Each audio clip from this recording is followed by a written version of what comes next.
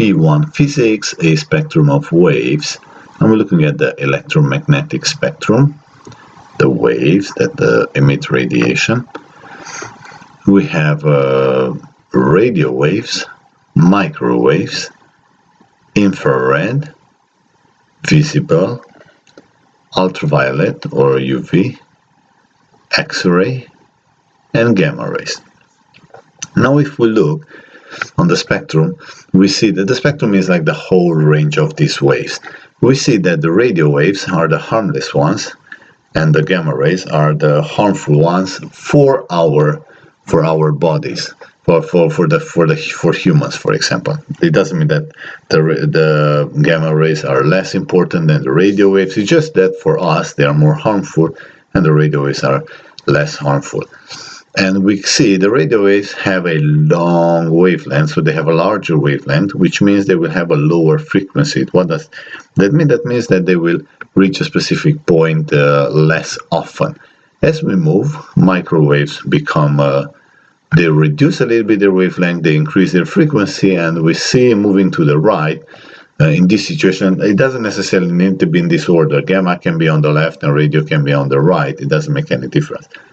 Moving towards the right, we have a shorter wavelength and we have higher frequency. And the gamma rays, for example, they have the shortest wavelength. That means they are very, very close one to another, but they have a higher frequency. That means they will reach their specific points as much more often. Now, if we look at the structure of a wave, we're getting the transverse waves as our observation.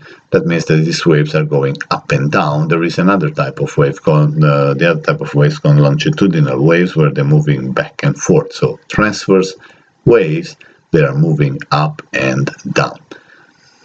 Now there are the top parts of the wave, which are called the crests, the top, and there are the bottom parts of the wave, which are called the troughs. So there are the crest and the troughs. The middle of the wave, that means that's the place where that wave will come to rest if there is no vibration. This is the rest position, or is the equilibrium position.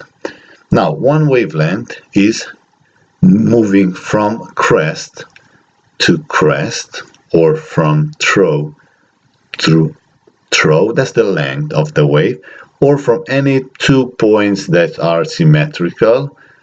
That's going to be the length of one wave. So any 2 points that are similar, crest to crest or trough to trough, that is one wavelength. The amplitude of the wave, here I diagram the amplitude, is the maximum motion from rest. That means, for example, from the crest to the rest position, or from the trough to the rest position, that is one amplitude.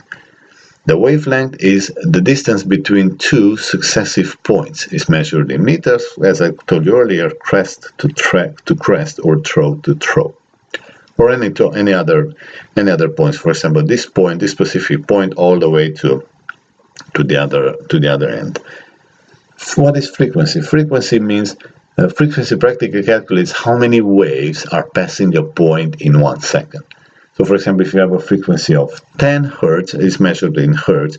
If you have a frequency of 10 hertz, that means there were 10 waves passing the point in a second. If you have 100 hertz, that means there were 100 waves passing that point in 1 second.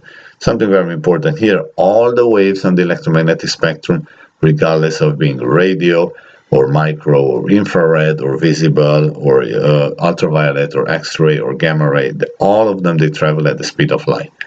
So all of this travels very, very, very fast, because the speed of light, and we are symbolizing it with the letter C, is 300,000 kilometers per second.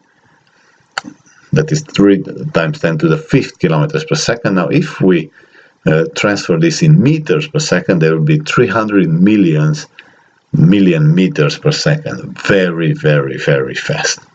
These are the characteristics of the waves and the spectrum.